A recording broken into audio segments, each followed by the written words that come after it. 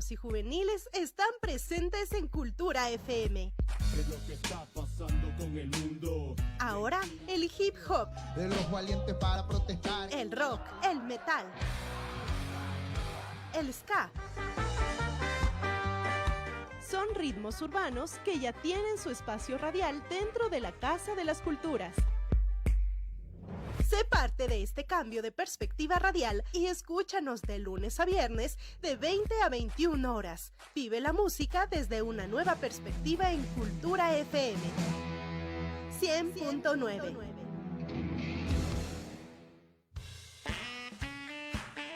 En Cultura FM terminan los promocionales y publicitarios.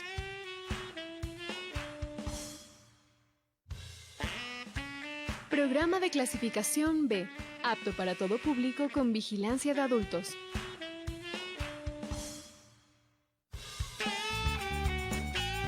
Contenido O, opinión.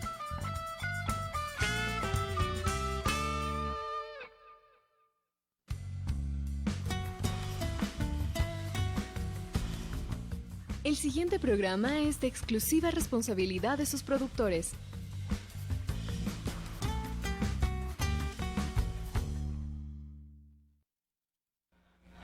Cuando te regalan un reloj, te regalan un pequeño infierno florido, una cadena de rosas, un calabozo de aire. En la plenitud de la luna medialuna, el sol se acuesta abajo, cabizbajo. Entonces surge, resurge, la noche boca arriba, bien arriba, para descubrir el lado oculto de los días, nuestros días. Caminemos junto a Pablo Salgado por el filo de la noche.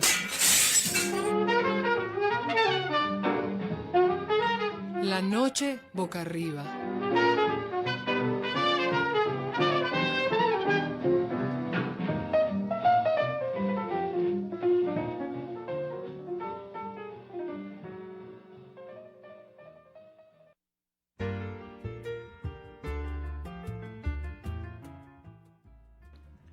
Hola, hola amigos y amigas. Es fundamental para un país ejercer su soberanía cultural. Es decir, su derecho a conocer sus raíces, sus tradiciones, sus orígenes. Es fundamental para un país también el poder ejercer el derecho a conocer el trabajo de sus artistas y sus creadores. De ahí que el Festival Encuentros del Otro Cine, EDOC, es un espacio que nos permite acceder al cine documental que se produce en Ecuador y en América Latina. Producciones que de otra manera simplemente no llegarían a un público amplio y diverso. Recordemos, queridos amigos y amigas, que el 93% del cine que se mira en Ecuador proviene de la industria de Hollywood y apenas el 0.6%, repito, el 0.6% corresponde a producciones de Sudamérica. Es fundamental, por tanto, para un país poder mirarnos en un espejo, mirarnos tal como somos. Y también es importante saber cómo nos miran. Es por esto que hoy conoceremos las producciones documentales de dos países, de Brasil y de Colombia. Bienvenidos y bienvenidas.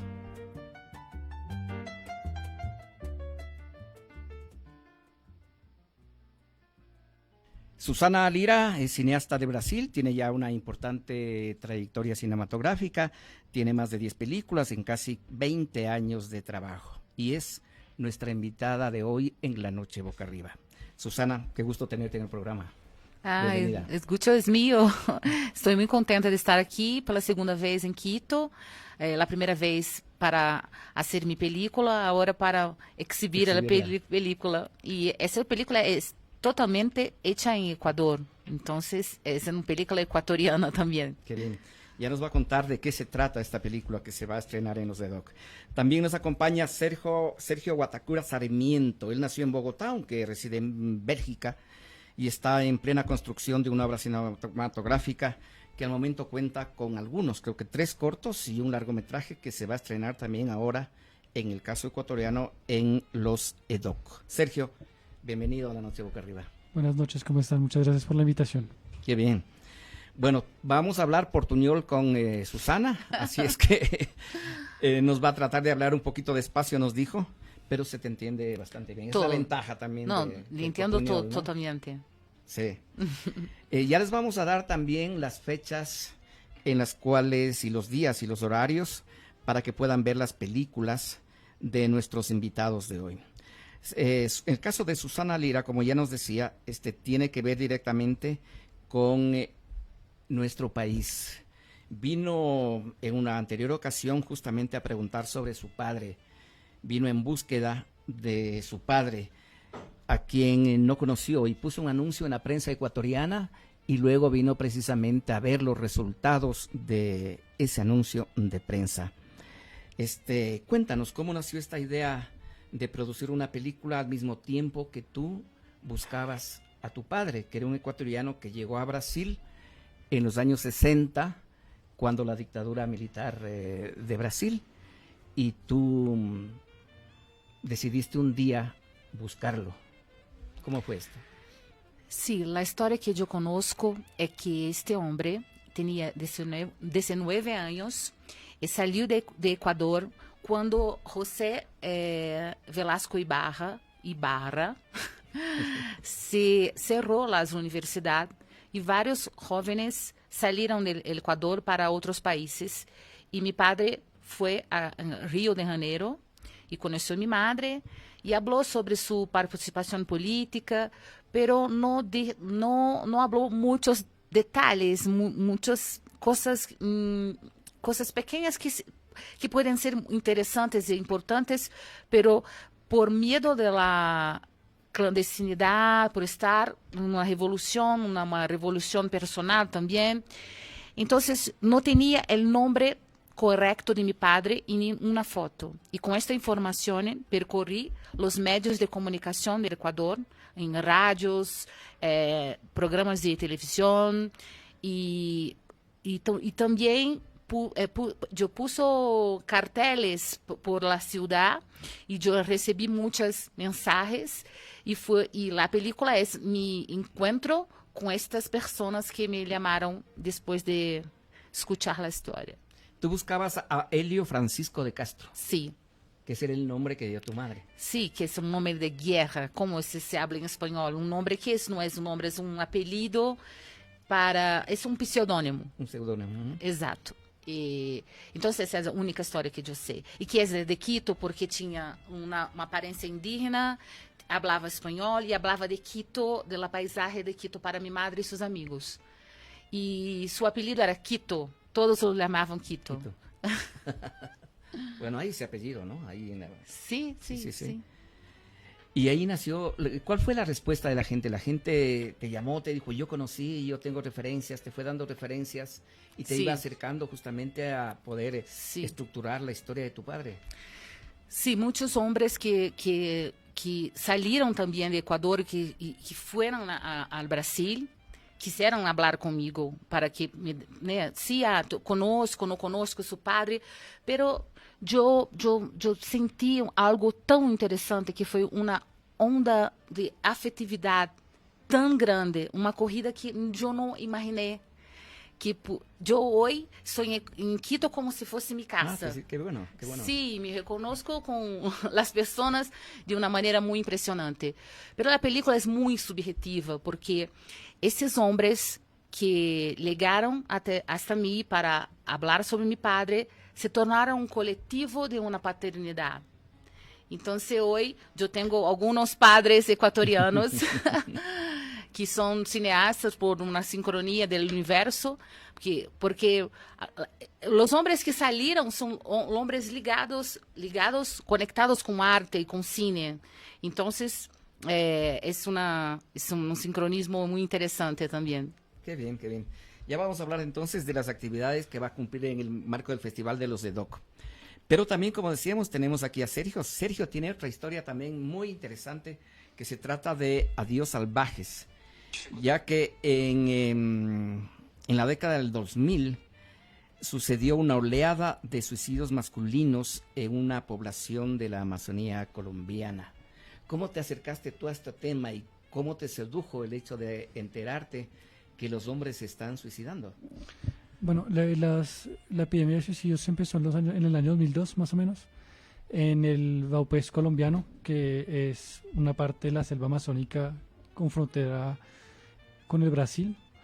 Y en esos momentos, es decir, esto de actualidad, son oleadas que pasan de vez en cuando y afectan mayoritariamente a las comunidades, a todas las comunidades indígenas de la región, pero más que toda la población masculina. También hay mujeres, desafortunadamente también hay niños, afecta pues una gran parte, un gran espectro de la población. A mí me interesó mucho porque yo estaba leyendo la prensa colombiana y encontré este artículo hace unos años, más o menos 5 o 6 años se hablaban de esto porque llegaba una oleada bastante fuerte en ese momento. Y a mí me causó mucha impresión porque el tema de mis orígenes indígenas pues era como algo que me estaba cuestionando bastante desde hace mucho tiempo, sobre todo desde ya algunos años en los que estoy viviendo en Europa. Y me dio la impresión de que se estaba perdiendo, que otras comunidades indígenas estaban desapareciendo, como a la que yo alguna vez pertenecí, pues mis raíces también desaparecieron en su momento. Entonces fue como esa alarma que se prendió de ver que siguen desapareciendo comunidades indígenas, y eso fue como el primer paso, ¿no? de acceder a esa información y luego investigamos al respecto para hacerlo película, documentarlo, sí. Sí. ¿Tú desde el primer momento creíste que ahí había una película, que ahí había un documental? No. ¿O fue poco a poco que tú fuiste entendiendo que de ahí podías hacer un largometraje? Es decir, todo es tema de película, todo puede ser un sujeto de película, pero la cuestión es en qué momento esa película puede venir de mí, o viene de otro director o otra directora. En qué momento esta película se convierte como en un llamado personal. En qué momento hay un puente que se crea entre la actualidad y lo que es uno como cineasta y como persona. Y ese momento llegó cuando, investigando más al respecto, hablé con un vaupésólogo, que es el nombre de los antropólogos especializados en el vaupés. Me dijo que desde el tiempo que llevaban investigando el problema de los suicidios, llegaron a una conclusión que 7 de 10 suicidios son causados por el mal de amor. Y el mal de amor afecta más que todo a la población masculina, porque las mujeres deciden irse con los blancos de la región, que son militares y policías o comerciantes de la ciudad de Mitú, que es la capital del departamento, y al abandonarlos se genera un sentimiento de desamor. Y ese sentimiento de desamor da también una noción de amor que el hombre indígena seguramente desconocía, y que al aprender esos dos sentimientos bastante fuertes genera un choque emocional que muchas veces termina en el suicidio.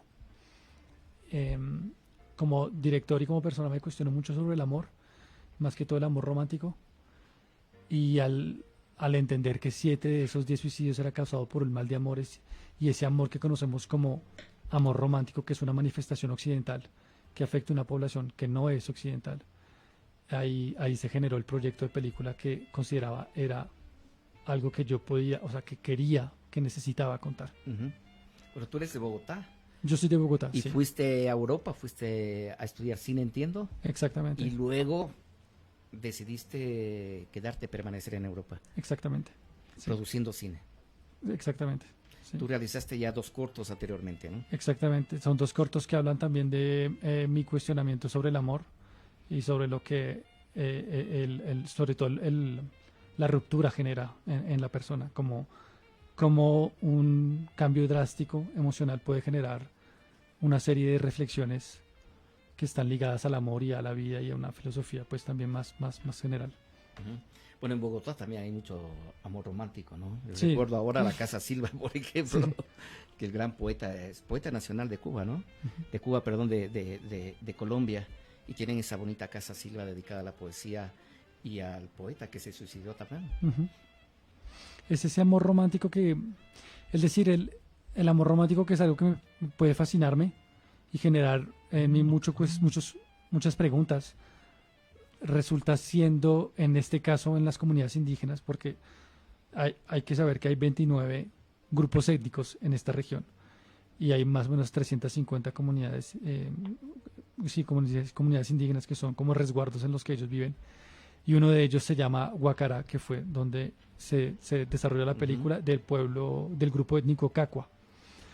Y lo que a mí me impresionó es que este amor romántico que tanto me apasiona terminó siendo como el agente que infecta y que destruye al interior una comunidad no occidental, porque hay que saber, obviamente, que la real destrucción de estos pueblos indígenas es la occidentalización, y la occidentalización tiene como uno de sus mayores representantes el amor romántico. Entonces es a través de ese amor romántico que uno puede ver los estragos de la occidentalización en esos pueblos. Sí.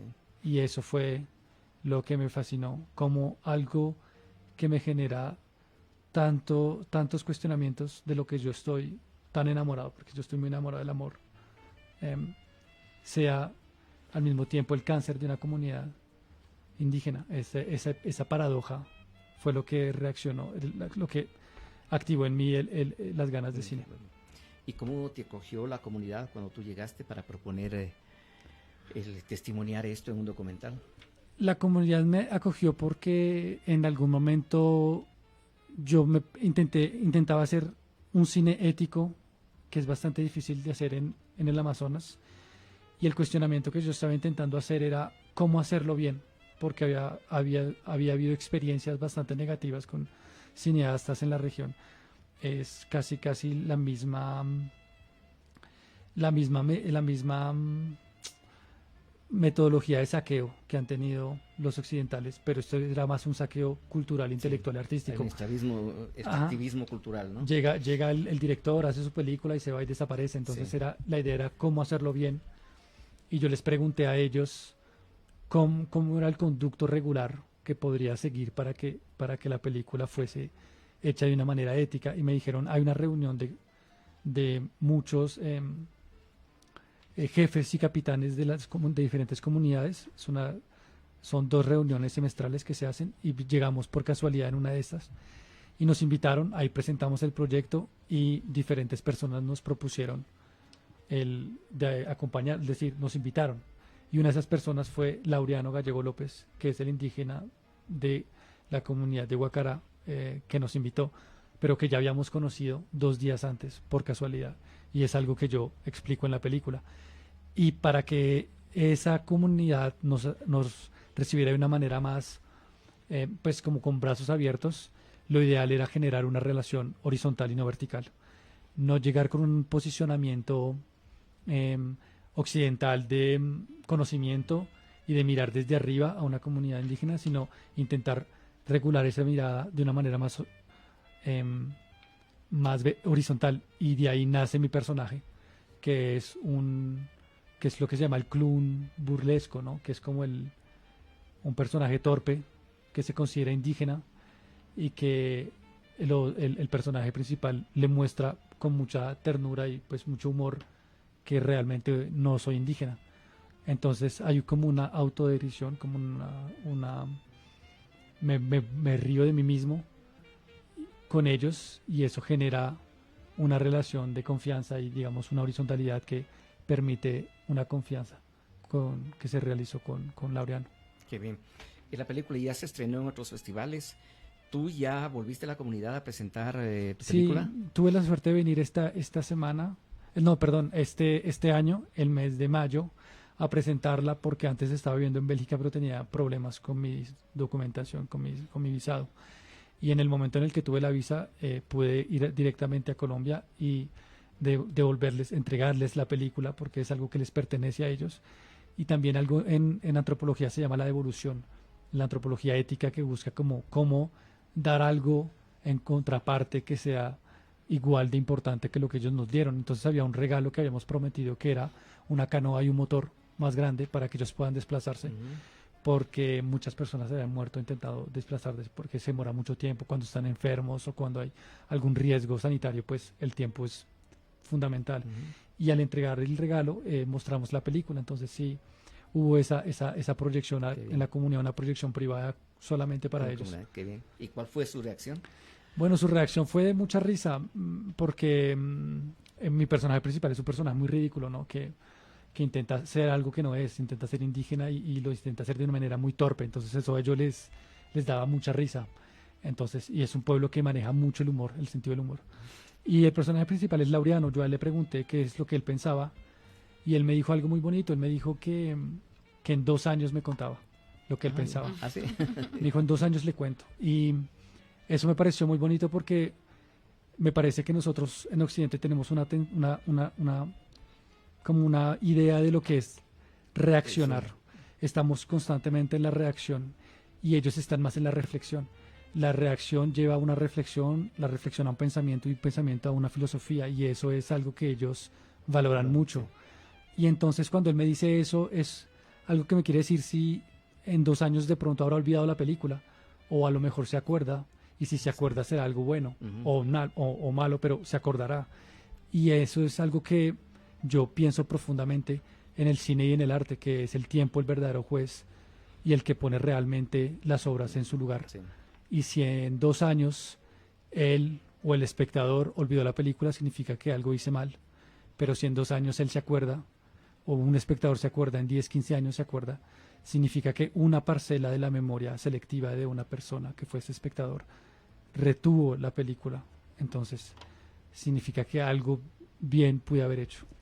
Bueno, además que en las comunidades indígenas el tiempo tiene otras formas de asimilarse también distinta al occidental. De la misma manera que es distinto el pasado y el presente y el futuro. Sí. ¿No es cierto? Si me permite una anécdota muy corta. Estábamos caminando en la selva y en el momento Laureano se paró y miró alrededor suyo y sintió una nostalgia muy grande porque dijo, en este lugar yo crecí jugando con mis amigos.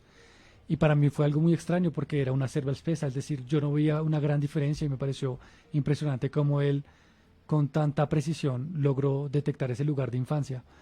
Y en un momento vio un árbol y lo tocó y lo abrazó y dijo, cuando yo jugaba, en esa época el árbol era muy chiquito, era muy delgadito. Y mira cómo ya es un tronco espeso.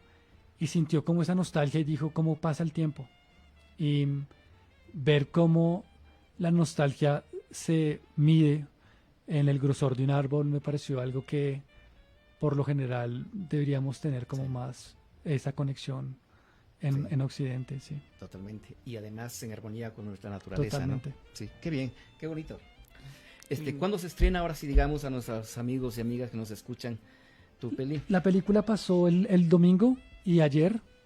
Fueron 2 proyecciones, sí. Y hay una última proyección el domingo, que ya es el cierre del festival a las 3:30 en la sala que está. Hay 3 salas. ¿En la 8:30 en la Floresta? No, en la otra. Cinemateca, en Incine. En Incine, sí, perdón. Ok, entonces yo no me pierdo esa película. 15:30 Incine el domingo en la Floresta. Entonces, ahí a cuadrita y media del 8:30. Salir a votar y luego ir a la película. Sí, es buen horario para luego retornar y esperar los resultados. Y ver qué pasa. Sí. Sí. Bueno, les invito ahora a escuchar algo de música. Claro ¿Les parece? Sí. Y fíjate, y en homenaje a tu presencia, hemos invitado ahora a María Betania. Oh, qué lindo. ¿No es cierto? Que, bueno, la escuchamos con cariño a María Betania y a su hermano. Sí, Caetano Veloso. Caetano Veloso, ¿no? Es también precioso. Así es que escuchemos a María Betania y luego retornamos y continuamos esta charla con nuestros invitados de hoy.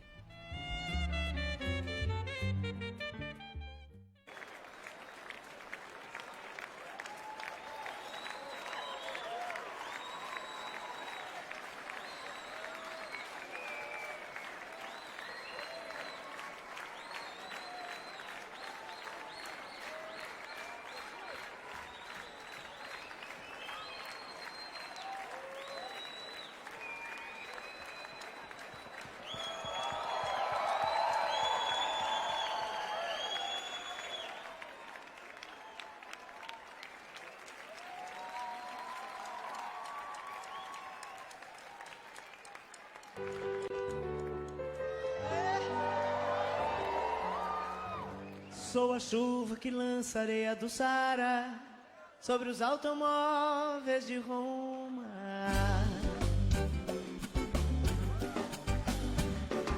Eu sou a sereia que dança, destemida Yara, água e folha da Amazônia.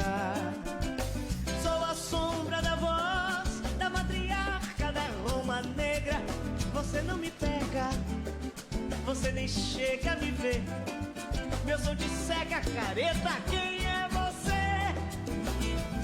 Que não sentiu o swing de Henri Salvador, que não seguiu o Olodum balançando pelo, e que não riu com a risada de Andy Warhol. Que não, e nem disse que não. Sou um preto norte-americano forte, com um brinco de ouro na orelha. Eu sou a flor da primeira música, mais velha, mais nova, espada e seu corte. Sou o cheiro dos livros desesperados, sou Guita Gogóia, seu olho me olha, mas não me pode alcançar. Não tem escolha, careta, ou descartar.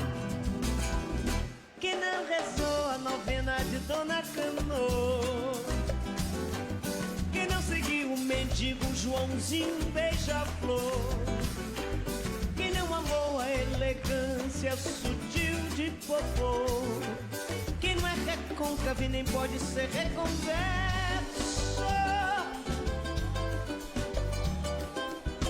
Sou um preto norte-americano forte, com um brinco de ouro na orelha.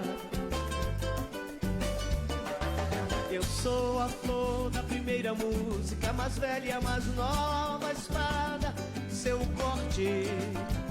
Sou o cheiro dos livros desesperados, sou Guita Gogóia, seu olho me olha, mas não me pode alcançar. Não tem escolha, careta, vou descartar. Quem não rezou a novena de Dona Cano, quem não seguiu o mendigo Joãozinho beija-flor, quem não amou a elegância sutil de Bobô, quem não é recôncavo e nem pode ser reconverso. Quem não rezou a novena de Dona Cano, seguiu o mendigo Joãozinho beija-flor, quem não amou a elegância sutil de Bobô, quem não é recôncavo nem pode ser reconverso.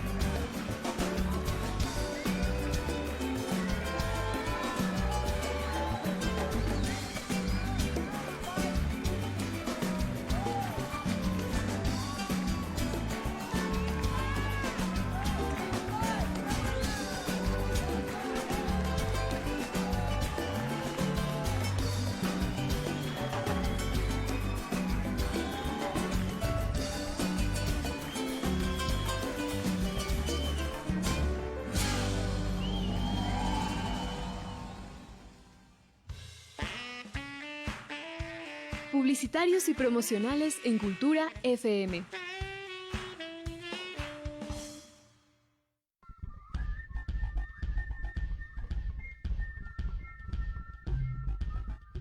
¿Cuáles son las políticas en el ámbito de la cultura que proponen los candidatos presidenciales en estas elecciones?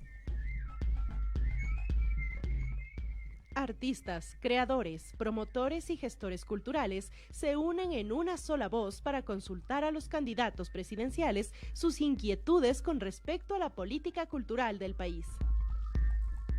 Sin cultura no hay debate. Hola, mi nombre es Hugo Palacios. Soy actor, escritor y docente. Tomando en cuenta que existen algunos funcionarios públicos a quienes les encanta censurar determinado tipo de obras, y sabiendo que somos un Estado laico, mi pregunta para los candidatos sería la siguiente. ¿Cuál es su estrategia para combatir la censura y proteger la libertad de expresión en el ámbito cultural? Y que quede claro, sin cultura no hay debate. La unión de estas voces diversas tiene como finalidad generar cambios positivos y duraderos en el ámbito cultural y artístico. Sin cultura no hay debate. Radio Casa de la Cultura Ecuatoriana 940 AM. Cultura FM 100.9.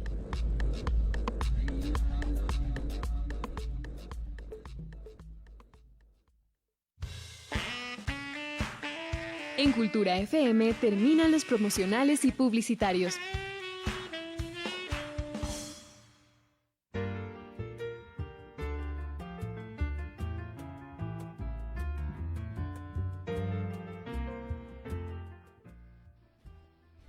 Bien, continuamos nuestro programa de esta noche hablando de cine, hablando del Festival de Encuentros del Otro Cine, los de DOC, que está en plena realización, así es que consulten en la página de los de DOC la programación. Nosotros estamos charlando con nuestras invitadas de hoy, con Sergio Guataquira Sarmiento y también con Susana Lira. Susana, tú tienes ya una trayectoria de casi 20 años de trabajo de cine documental sobre todo, pero quizá la película más conocida tuya es La Torre de las Doncellas, que es una película con testimonios de mujeres que fueron torturadas durante la dictadura militar brasileña, entre ellas a Dilma Rousseff, que luego fue presidenta de Brasil, y que son además testimonios inéditos.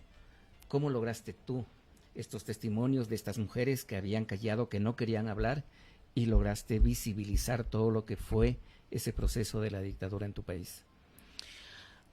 Torre de las Doncellas es mi película más difícil, más que dediqué más tiempo, porque fueron 50 años de silencio total. Y en el momento que yo decido hacer la película es el momento en que la democracia brasileña está muy frágil y que Dilma sufre un golpe claro. Y que se tiran de la presidencia. Y para mí las mujeres deciden hablar porque saben que están perdiendo de nuevo la democracia en Brasil. El silencio no fue bueno para nosotros como no es para ninguna sociedad. Sí. Principalmente nosotros latinoamericanos que tenemos una democracia muy frágil.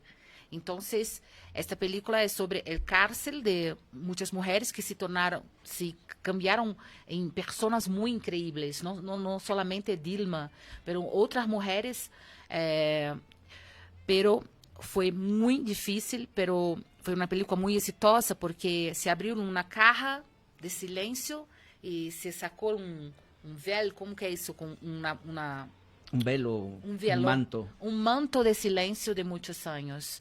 Entonces, es una película hoy que está en las universidades, en las escuelas, y ahora con este cambio de gobierno de nuevo, gracias a Dios, estamos podendo hablar de democracia de nuevo y falar de derechos humanos, que es una palabra casi prohibida en el gobierno anterior. Entonces, hablar de ocupación indígena, como hablaba el compañero Sergio, que hablaba sobre su cuestión en Brasil, es una cuestión de indígena, de ocupación de tierra, que es una locura. Estamos peleando, es una pelea de séculos, pero ahora estamos tentando devolver, como es volver a la tierra a los indígenas de nuevo. Lula ya firmó un decreto que permite eso, ¿no? Sí, la tierra que tomamos con brutalidad, con barbarie, con violencia, tenemos que devolverle a quien le pertenece. Sí, pero es una cuestión muy importante en Brasil. Yo hice una película llamada La Madre de Todas las Luchas. Esta película es sobre eso, sobre una mujer indígena y una mujer do movimiento Sin Tierra, no sé si conoces. Sí, claro. Sí, Sin Tierra, que es muy importante. Y estas dos mujeres están en frente de las luchas por el derecho de la tierra. Entonces, es una película también que viajó al mundo y es un instrumento de lucha. Yo pienso que mi cine y que yo hago con el cine es como un instrumento, como una arma. ¿Cómo es que se...? Claro, tú decías que el cine es un arma, pero también puede ser un instrumento de paz. Sí, pero reflexión sobre que... Porque las personas, porque tienes que volver, dar nuevamente esta tierra para esos indígenas, porque estas tierras no son nuestras, son de ellos. Nós la tomamos con violencia. Eso no es justo. Entonces, es una... Fíjate, aquí tengo tu frase que a mí me quedó grabada también. Dice, el cine es un arma de guerra y un instrumento de paz. Exacto. Sí, exacto. Porque la conciencia trae la paz. ¿no? Si tú tienes conciencia, sí, yo no sabía. Entonces, la película tiene también esa función. No cambiamos el mundo porque sería una arrogancia muy fuerte. Pero provocamos a alguien, una persona que sea, ya está bueno. Tú tenías un proyecto con Mariel Franco, la gran ambientalista, y justamente la asesinaron. Sí. Yo estaba trabajando con Marielle sobre víctimas de violencia doméstica y íbamos a hacer palestras como discusión sobre ese asunto por varias zonas, y un día antes de empezarmos a trabajar juntas, Marielle fue asesinada. Entonces, es peligroso trabajar en Brasil con derechos humanos, hablar de mujeres, de indígenas, de cuestiones raciales. Entonces, es eso. Pero yo sigo... Pero hoy su hermana es ministra de Ambiente del gobierno de Brasil. Sí, estamos intentando cambiar las cosas de nuevo y traer justicia para las personas. Pero tenemos un congreso de diputados, de políticos, que es la bancada de la bala, que es lo balazo, del boi, que es el gado, que es la agronegocio, que es una pelea con los indígenas directa, y da Biblia, que es los evangélicos, y sus costumes, que también es una locura para la política brasileña. Sí. No sé cómo es en Ecuador. Aquí también tenemos un crecimiento impresionante de los evangélicos. Sí, y una pauta conservadora que nos asusta mucho. Sin duda. En Colombia pasa lo mismo. También hay un número impresionante de líderes comunitarios y líderes campesinos que son asesinados. Sí, lastimosamente, desde hace muchos años. Y se recrudeció con el referendo por la paz, que una parte de la política conservadora, derechista y violenta, decidió impulsar con un no lleno de mentiras y de barbaries y de cosas absurdas y pasó, es decir, ganó el referendo del no. Y ese movimiento político logró poner un presidente que fue el expresidente colombiano, que destruyó completamente esos acuerdos de paz. Nos devolvió unas épocas de violencia y de terror, y se aumentaron los casos de líderes sociales, los asesinatos. Es algo brutal y que sigue en esta inercia, ¿no?, de violencia en el país, y lastimosamente afecta a un gobierno que considero yo intenta hacer las cosas bien, pero es una cosa muy difícil de erradicar y muy difícil de solucionar, sobre todo después de haber venido de más de 20 años de un gobierno de ultraderechas. Sí, a nosotros nos impresionó muchísimo, que nos parecía increíble que se pueda decir no a la paz. Sí. ¿no? Sí. Pero claro, hay procesos de manipulación impresionantes, ¿no?, que se termina votando incluso por eso, ¿no? Se mezcló la ideología de géneros con el referendo a la paz, diciendo que si se votaba por el sí, se aceptaba también la ideología de géneros y se aceptaba que se iba a aumentar la homosexualidad en los colegios. Es decir, fue una cosa impresionante, de una propaganda tan absurda y tan gaseosa, que terminó convenciendo a un pueblo que en realidad desde la época de su independencia no ha conocido un periodo de paz. Creo que somos la nación que ha vivido más épocas de guerra. Es decir, creo que ninguna generación ha conocido la paz. No sabemos qué es eso. Y eso es algo bastante doloroso. Por supuesto. Volviendo al cine, tú tienes 2 cortos, uno de los cuales es una comedia, ¿no? Los dos son comedias. Los dos son comedia. Sí. El uno, Pablo, que además lleva mi nombre, fíjate, tiene 16 minutos y son cortos, digamos, de bajo presupuesto, ¿no? Bueno, son cortos de la universidad, son proyectos universitarios, Ajá. entonces sí, obviamente. De tu formación claro, porque pues cinematográfica. a nadie le pagan un salario, entonces son muy baratos. ¿De qué va esta comedia? Bueno, Pablo va de una historia de amor que yo vi personalmente. Fue algo como un... Es cierto lo del amor, ¿no? Sí, siempre se repite. Me quedé muy curiosa pela obra de Sergio. Quero conhecer, eu não vou estar mais em domingo aqui, pero quero conhecer tus películas porque quero levar al festival en Brasil. Con mucho gusto, cuando quieran. Pero sí, el corto de Pablo y Simón Llora hablan del mismo tema. Es un tema sobre la ruptura de amor y son 2 emociones diferentes. La primera, que es Pablo, es una emoción conjugada en el presente y la otra es una emoción conjugada en el pasado. Es decir, Pablo es algo así como, mírenme, estoy sufriendo, y Simón Llora es, mírenme, yo sufrí. Y esa distancia genera una melancolía y una nostalgia y también permite un lugar al humor y a la comedia. Entonces Pablo habla de un hombre que vive en Bélgica que se casó con su novia para tener papeles, pero que su novia le terminó y que guardaron los papeles para que él pudiese tener la visa. Y ya no siendo pareja reciben una llamada de la policía diciendo que va a venir a averiguar si siguen siendo parejas, como una especie de... Entonces intentan simular seguir siendo pareja durante la visita, pero lo que realmente quiere Pablo es volver a conquistar a su novia durante esa corta visita. Pero al final obviamente no lo logra y lo importante ahí es simplemente cómo aceptar la ruptura. Y Simón Llora habla más que todo sobre un hombre también que lo abandona a su pareja, pues es una relación que se termina, ¿no? Una relación amorosa que se termina. Y él sufre tanto esa pena de amor que empieza a llorar, pero son tantas las lágrimas que se salen por todo el cuerpo. Es decir, que él no llora por los ojos, sino llora por el cuerpo entero. Y eso es algo bastante complicado para él, pues porque él trabaja en una empresa de papel y moja el papel y lo echan y luego genera como hongos en la casa, entonces el propietario lo echa y no tiene donde dormir, entonces va a vivir a la piscina porque es el único lugar donde la gente no se entera que le está llorando.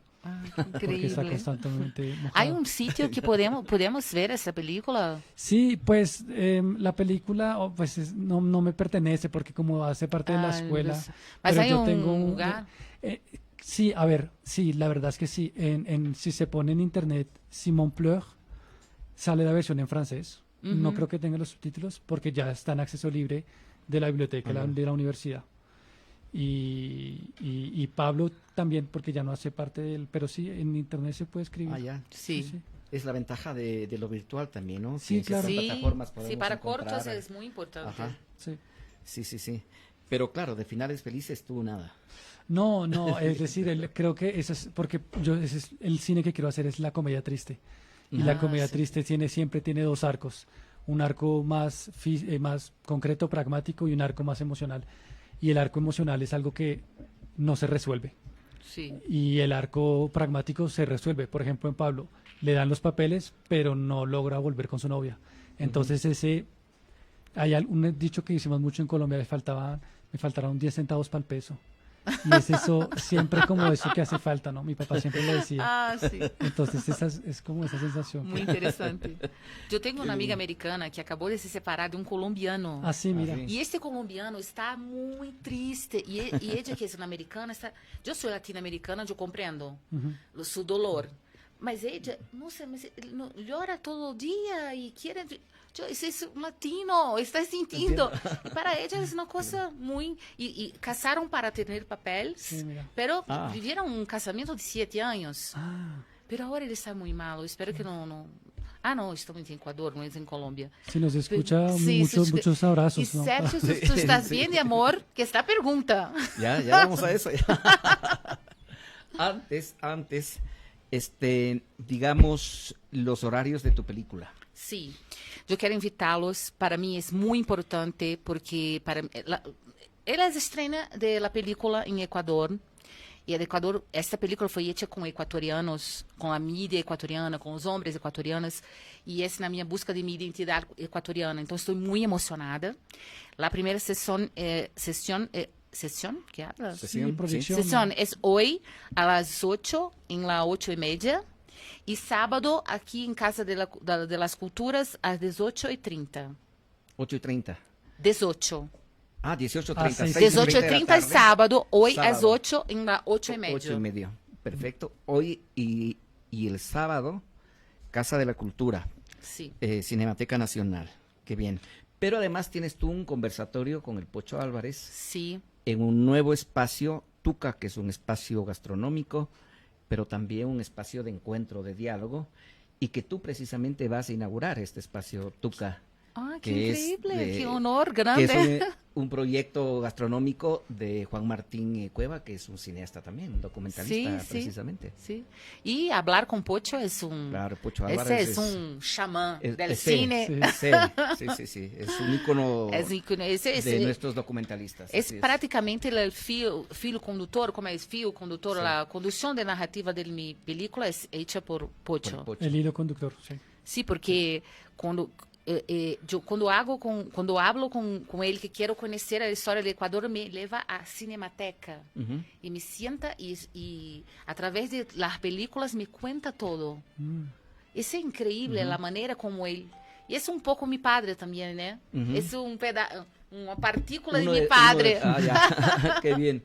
Esto es el conversatorio. El conversatorio es el... Mañana. Mañana jueves. ¿Mañana jueves? Sí. Pero ya voy a te decir. Yo no estoy seguro. El Tuca está en Las Casas, en el bonito barrio de Las Casas, ahí por la isla, suben por la isla, y ahí en la Contreras, ahí está Tuca. Así es que va a ser un bonito conversatorio con el Pocho Álvarez. La fecha jueves, 12 de octubre, a las 20:30 en Puca Bistrô.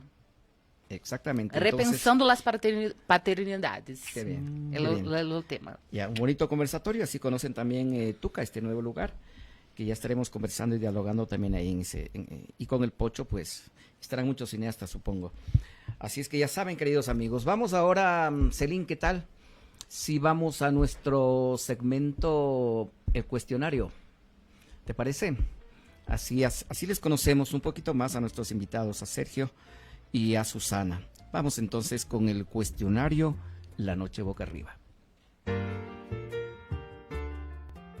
Todas las respuestas tienen su pregunta, pero hay preguntas sin respuesta.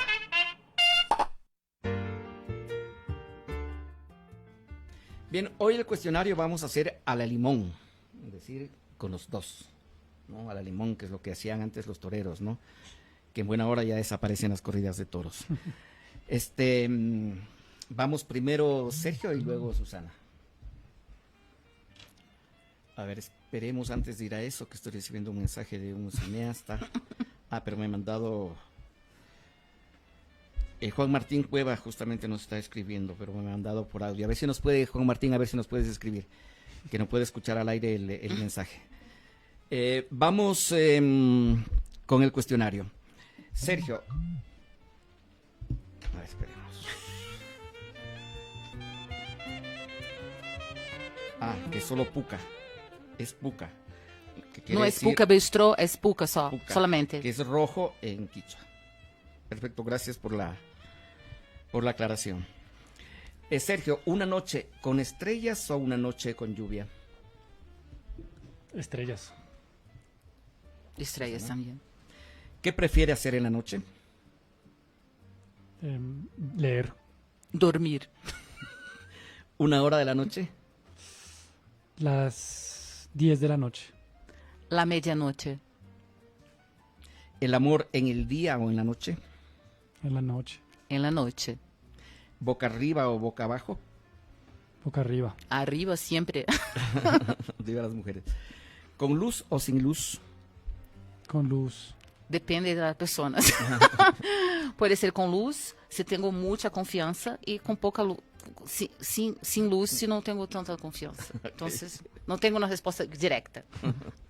¿Qué noche se parece a ti? La noche de verano. La noche del tono. ¿Cómo es el tono en Otoño. Otoño. ¿Cuál es la mejor noche de tu vida?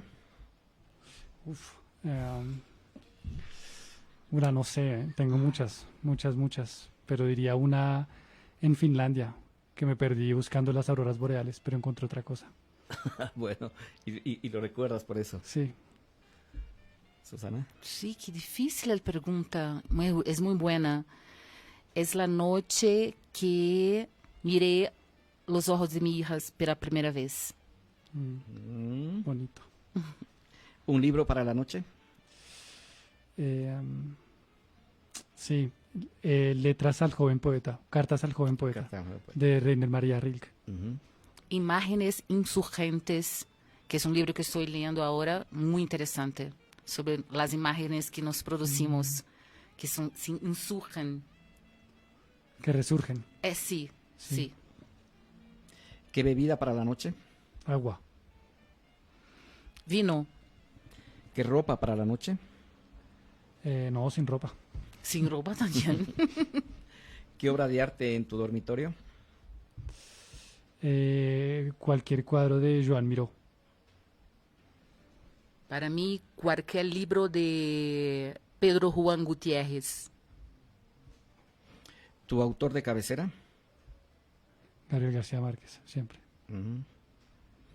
Ahora Pedro Juan Gutiérrez, un cubano muy erótico. ¿Una canción? The Book and Them de Simon and Garfunkel. Una canción. Qué difícil. Me gustan mucho las músicas, pero... hablamos de Caetano Veloso, ouvimos María Bethânia, entonces... Você é linda, de Caetano Veloso. Qué bonita. ¿Una película? Yo diría Pájaros Grandes y Chiquitos de Pasolini, Pier Paolo Pasolini. Ahora, Promesas de un Mundo Nuevo, que es un doc sobre los chicos de Palestina e Israel. Es un doc que marcó mi vida profundamente, y estas imágenes de este doc está en mi cabeza desde... empezó la guerra de nuevo en la Faja de Gaza. Entonces, Promesas de un Nuevo Mundo. ¿Qué te hace reír, Sergio? La tristeza. ¿Y a ti? Los encuentros. Los encuentros. ¿Y qué te hace llorar? La alegría. La alegría. Yo tengo llorado mucho en Ecuador. La emoción del afecto. Hoy lloré por 3, 4 veces. ¿Solo el día de hoy? Solo el día de hoy. Mira. Pues el encuentro con los Pues en la noche voy a llorar mucho más. Estoy... ¿Con qué personaje histórico te irías de cenas? ¿O de copas? De cenas. Yo creo que con García Lorca me gustaría. Con Frida Kahlo. ¿Qué te dice el espejo cuando te miras?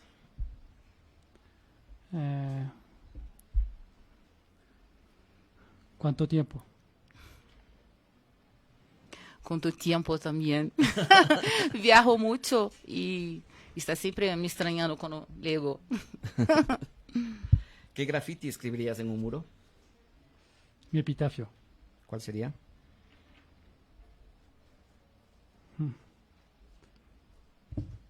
Aquí ya sé alguien que lo intentó. Mi grafite es: todo que es de tu deseo, no hay duda. ¿Repite? Todo que es de tu deseo, no hay duda. Sí. Finalmente, ¿cuál es el pecado en el que persistes?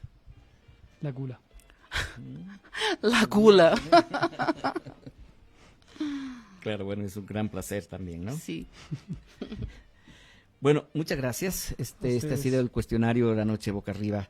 Y también este ha sido nuestro diálogo con nuestros invitados de hoy. 2 cineastas que nos invitan a ver su película, que además nos llaman a que podamos, ojalá en el Ecuador y en el resto de países de nuestro continente, ver más cine nuestro. Es fundamental, no solo por soberanía cultural, que busquemos espacios para que podamos ver nuestro cine.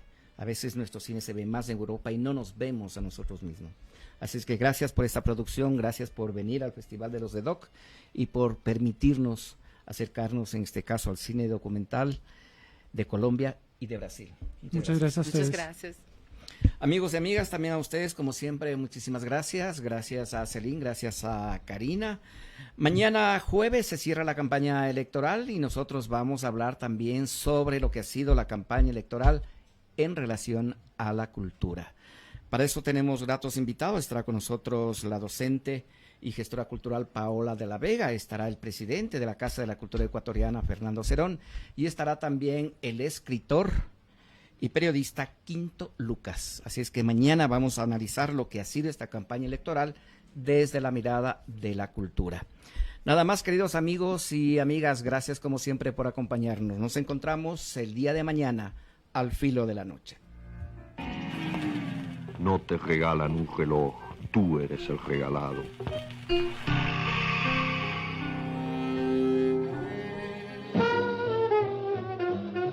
En nuestro reino de cada noche ya todo ha terminado. Regresaremos con las sombras, escalaremos gatos, hidras y peñascos. Porque la luna no descansa, no seguiremos despiertos con la noche boca arriba.